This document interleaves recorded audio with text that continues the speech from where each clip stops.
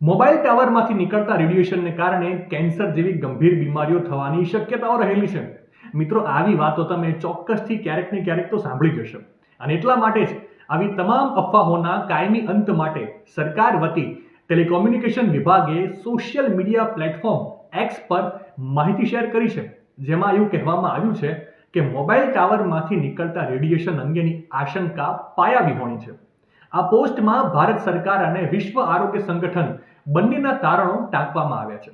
સરકારના મતે mobile tower અને તેમના દ્વારા ઉત્સર્જિત થતા તરંગો સ્થાપિત સલામતી ધોરણોમાં છે અને સ્વાસ્થ્ય માટે હાનિકારક નથી. સરકારના મત મુજબ ઇલેક્ટ્રોમેગ્નેટિક ક્ષેત્ર કોઈ નવી કે અસામાન્ય બાબત નથી. તે આપણી આસપાસ કુદરતી રીતે પણ અસ્તિત્વ ધરાવે છે.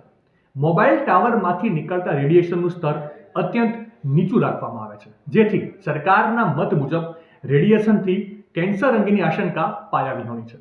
માહિતી સારી લાગી હોય તો રીલને વધારે શેર કરજો અને આવી જ અવનવી માહિતી માટે સંદેશ ડિજિટલ સાથે જોડાયેલા રહેજો.